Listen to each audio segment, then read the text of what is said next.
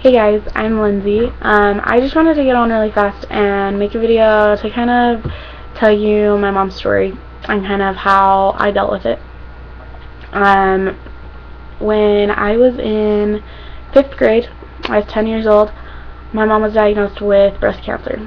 I was really scared. I didn't know what cancer was. All I knew was that it was bad and it killed people, and I didn't want it to kill my mom, obviously. So I was scared. I'm not going to go through everything because I don't want you guys to have to sit here for hours listening to me. I'm just going to kind of sum it up. So, she ended up having a mastectomy and reconstructive surgery after some rounds of chemo and radiation. She lost her hair. She went through a lot. In 2009, it ended up coming back in her bones, cancer.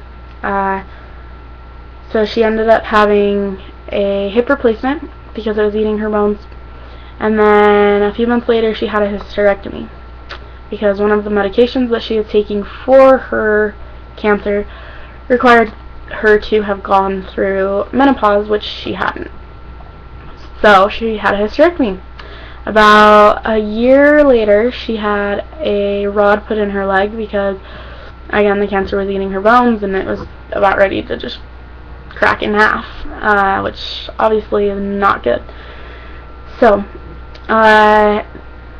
then in November of 2011, she was told that the cancer had spread to her brain and that the best thing to do was to stop chemo, which she was doing every day, and do radiation on her brain. So we did that. The radiation on her brain basically killed a bunch of brain cells. She was falling, she couldn't walk, like she was forgetting stuff. We had to take away her medicine because we didn't want her to overdose because she was forgetting so much, and it was bad. Watching my mom go through all this was hard. I mean, I grew up the biggest mommy's girl you will ever know. I just remember there being a day when my mom was in the hospital. It was after she had her hysterectomy surgery, and my dad woke me up for school, and I got ready for school, and I didn't want to go. I just wanted to go up to the hospital and be with my mom. But he was like, no, you have to go to school. Like, you can go see her after school, but I have to go to work and you have to go to school. So I was just like, okay, whatever. So my dad left, and I was sitting at home waiting for my carpool to come get me for school, and I just started bawling. I didn't want to go to school. I hated school. I hated being gone from my mom because when she wasn't in the hospital, she didn't have anybody at home to help her. My dad was at work, and I was at school, and I would come home, and there would be times when she was in bed all day, and she hadn't eaten all day because she couldn't get up. She hadn't gone to the bathroom all day because she needed help getting up. She needed help with these things. So I felt guilty when I would get home from school that I could be home helping you, and I'm not. I remember one day, my sophomore year of high school, I got a text from her in the middle of the day saying, I think I broke one of my ribs. I need you to come home after school. Like, right after. I was supposed to stay after and take a test that I had missed. So I got home, and she was just, like, hunched over and in bed, and she was like, I'm in so much pain, and my rib is killing me, and I don't know what I did, and her bones were just weak. And so anything that she did, any way she moved or anything, would hurt. So, I just remember I felt guilty. I didn't know, like, I wanted to help her, but I didn't know how. So I failed all of my classes my sophomore year of high school because I missed so much school to take my mom up to chemotherapy or radiation or whatever it was, or just because I didn't want to go because I wanted to be with my mom. I wanted to be there to help her, and I wanted to take care of her. And I got criticized for it. I got criticized for missing so much school, and I had teachers that I would go in after school and be yelling with because I missed so much school, and I was trying my hardest, but it was hard. I had days where I wouldn't even get out of bed because, other than to help my mom, because I didn't, I just didn't want people to see me. I didn't want people to see me bawling my eyes out and everything. So, my junior year, I finally convinced my parents to put me on some online school.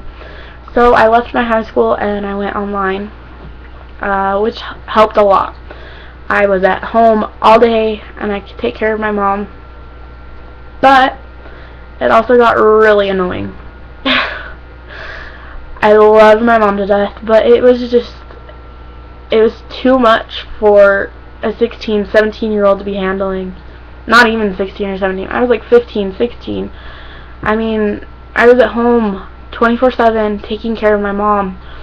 I would get her food, I'd help her up to the bathroom, I'd get her medicine, I would sit down to do school, and every 5 minutes she would be yelling for me because she needed something. And while she was doing this radiation on her brain, she was forgetting things, and she was delusional, and she forgot how to use her cell phone, and she forgot how to call people, and she forgot how to use the remote, and she just forgot.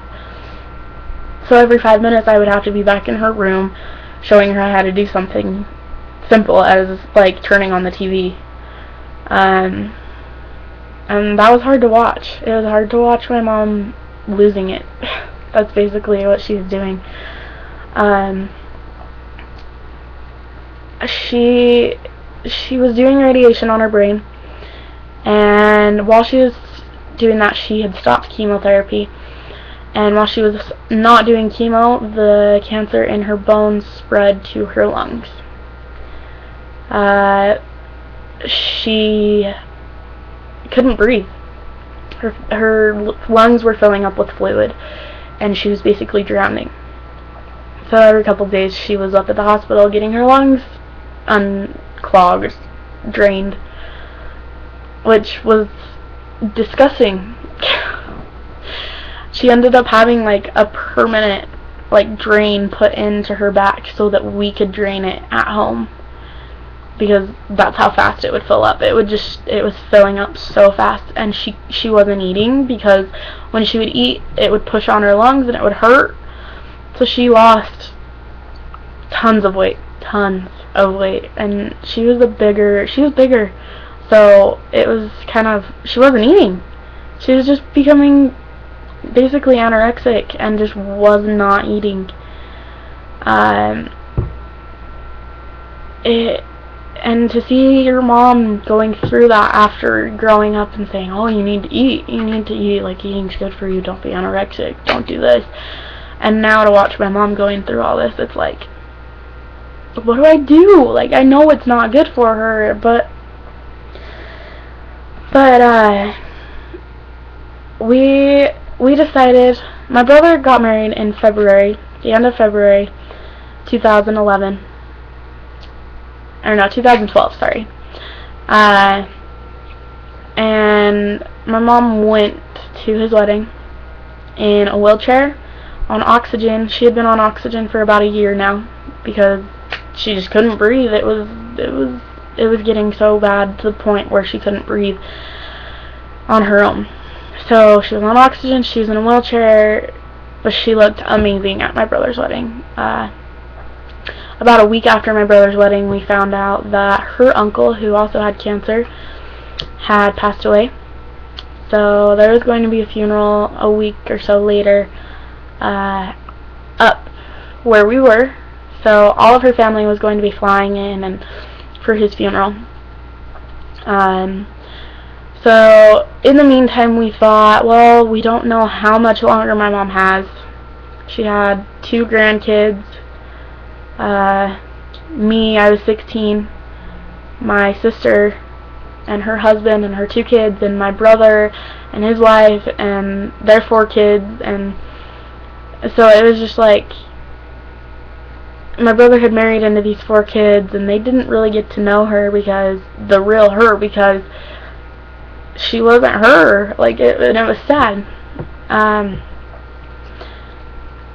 We were supposed to leave on our cruise on March 3rd, And when we started booking this cruise, she was terrified. She did not want to go. Like, she didn't want to go. She was scared to fly on oxygen and everything. And we were just like, no, you'll be fine. Like, we even called a flight attendant friend that we know, and we had her talk to her, and we finally got her to be okay with it.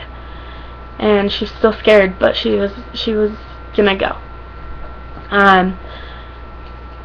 So we, on February 29th, my mom went up to the hospital to have chemotherapy.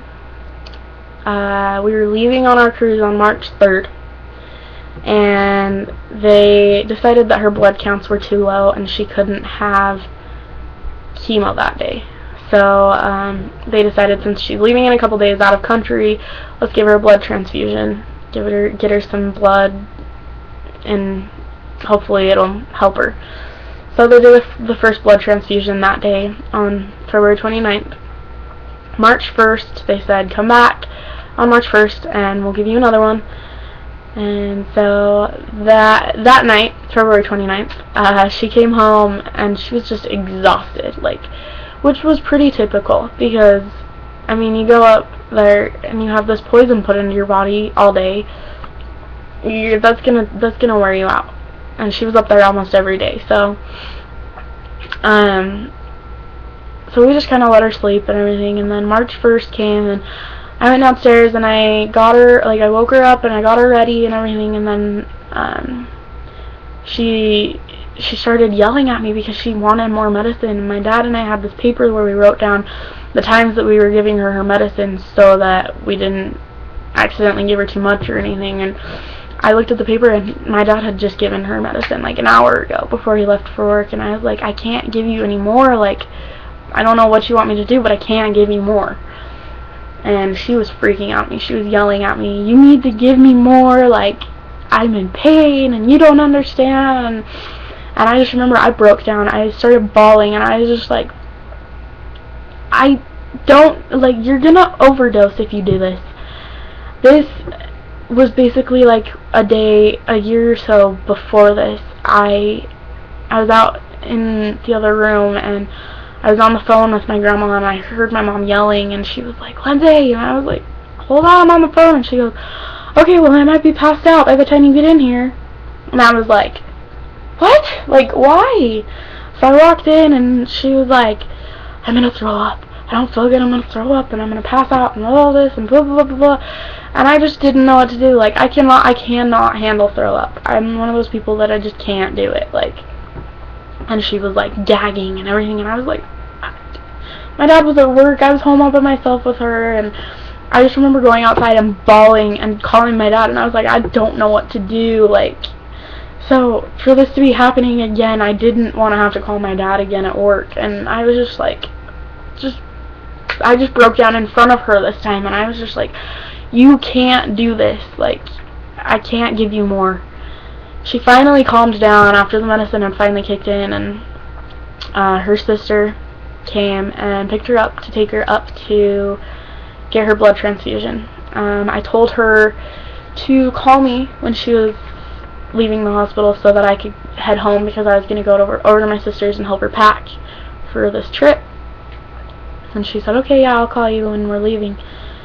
So 4 o'clock rolls around, and I didn't have a call. And I just thought, oh, maybe it was just a really busy day, and there's a lot of people up there, which happened. So I just didn't really think anything of it. 5 o'clock rolled around. I still hadn't heard anything, and so I was just kind of like, okay, whatever. 6 o'clock rolled around, and I got a call from my aunt in tears. She was saying, your mom is acting crazy. I don't know what to do. She's grabbing my steering wheel while I'm on the freeway. She's trying to get out of the car on the freeway, and she doesn't know who I am, and she's acting weird. I've pulled over, and I'm on the side of the road. I'm off the freeway, but I need help. Like, I can't drive her home like this all by myself. And no one else is answering their phones, and I was like, okay, well, I'll call my dad. I'll try and get a hold of my dad. And she says, alright, well, I'm going to try and get a hold of one of your uncles and see if I can get them to come help me. And So we hung up and I called my dad. My dad was in a meeting for work. I called him for probably a half an hour before I finally got a hold of him. I told him what was going on. I told him where they were. And he was just like, alright, well, you go home.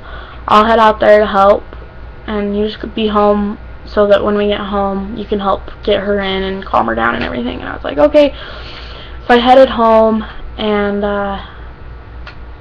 15-20 minutes rolled around, and nobody had called. Nobody was home, and I was like, what's going on? So I just remember I called my dad, and I was like, and he answered the phone, and you could just hear all this commotion in the background, and he was like, I can't talk right now. And then I could hear my mom in the background yelling, screaming, and like, and my mom was one of the nicest people you'll ever meet. So to be hearing her screaming at people was like, what is going on? Like, anyway, she ended up at the hospital up at Huntsman Cancer Center. She had gone crazy like that because her lungs were filled with fluid. She wasn't able to breathe out the carbon monoxide, and it was building up in her brain and poisoning her. So she was acting weird and forgetting people. She didn't remember who her sister was, or she didn't even remember who my dad was, which says a lot because she loved my dad to pieces. I just remember when my sister and I got to the emergency room, when they took her to the emergency room, I remember when we got there, she was just like terrified. She looked at my sister and I and just went, help me. Please, like, these people are hurting me and I don't want to be here. I just want to go home. And we were like, Mom, you're okay. You're fine. Like, these people are helping you. And my dad tried to hold her hand and she just pushed my dad's hand away. And we were like, what is going on? Like, my sister and I just walked out of the room and started bawling. Like, so they decided that the best thing to do would be to ambulance her up to Huntsman Cancer Center. So they got her up there, and they put her on this BiPAP machine, which is a full face mask, and it basically helps her breathe out the carbon monoxide. The next day, they had said that her numbers for carbon monoxide had gone from very high to high, and they weren't changing other than that. So we had this respiratory doctor come in, and she was talking to us, and she was telling us all of these things that we were like, what does this mean? Like, what is going on? And my sister finally was just like, what are you trying to say? Like, should we be saying our goodbyes? Should we be just brushing it off? Like, she'll be fine. What is going on? And she said, you should probably be saying your goodbyes. We said, how much longer do you think she has? And she said, probably hours. So here we are in the hospital, 2 days before we're supposed to leave on our probably last family vacation, and these people are telling us that my mom is dying. It sucked.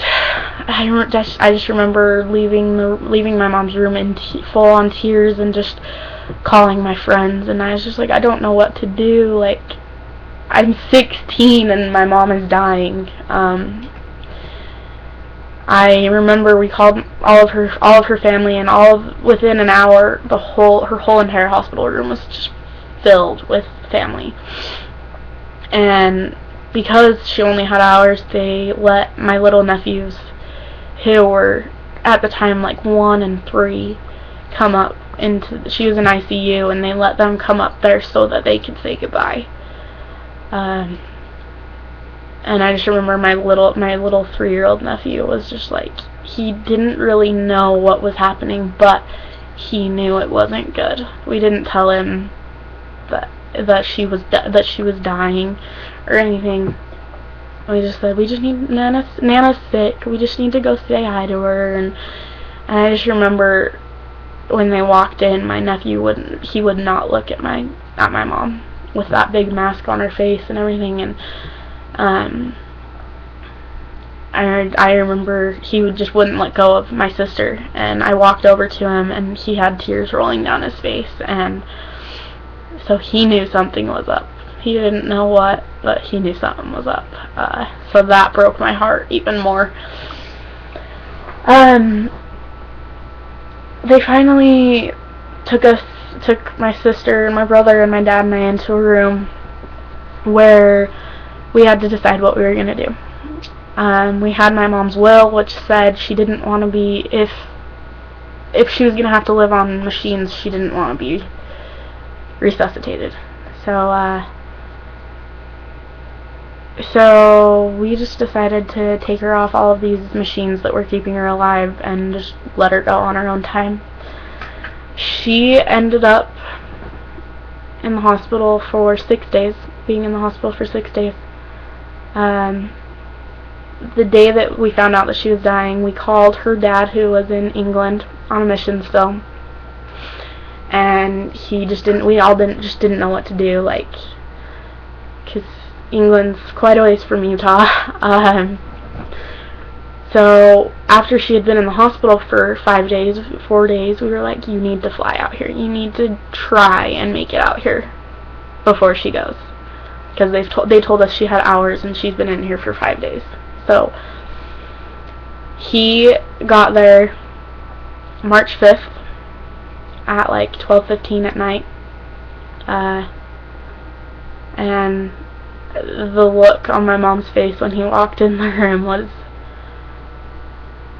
priceless. I mean, there's nothing I can never unsee that. I remember the day that they told us she was dying. When we told her that she was dying, she was in tears, and we let her Skype with my grandpa, and I can still hear it in my head to this day, her saying, "Daddy, I'm not making it." So for him to have made it there before she passed away, the night before she passed away, was amazing.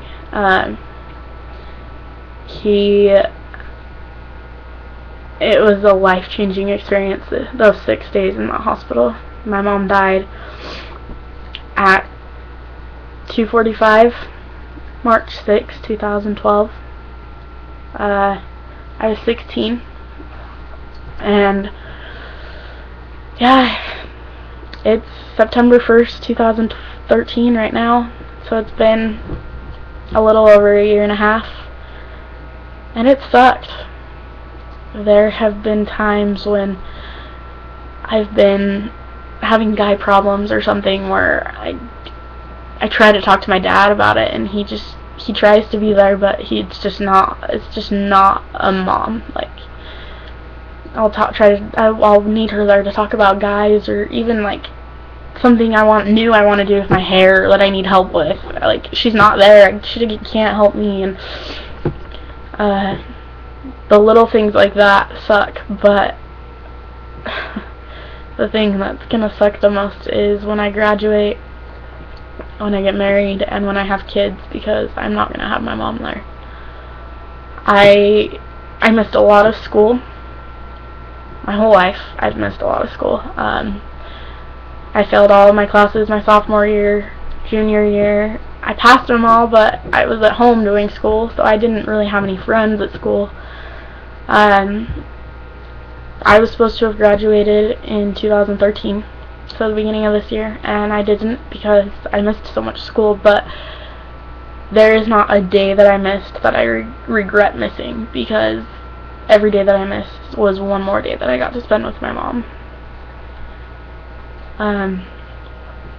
So yeah, so that's basically my story. I think I've kept you guys here long enough, but that's just a sum up of my story. I know there's a lot of people out there who are going through similar situations of what I went through, or maybe kind of exactly the same situation where you're 16 and your mom's dying of cancer, and it sucks, and I just want those people to know that you're not the only ones, and I know it does suck. So if you have any questions or comments or concerns, or I'm going to sound like a teacher here for a minute, anything at all, just go ahead and comment them or whatever, or you can direct message me, or I have a Twitter or a Facebook or whatever.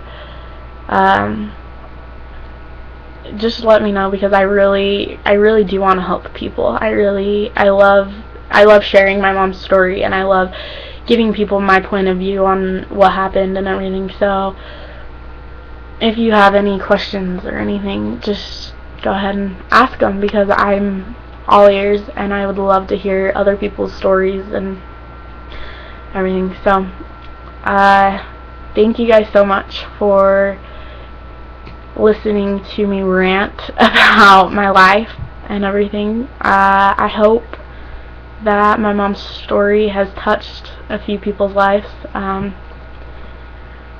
Yeah, I hope I can help some people, so please, please, please don't be afraid to ask me questions or tell me your story or anything, because I really do want to hear them, and I really do want to answer your questions. So leave them in comments or message me or whatever. So alright, well, I'm gonna go so that you guys can stop watching this and go live your life. But thank you again so much for watching, and yeah, bye.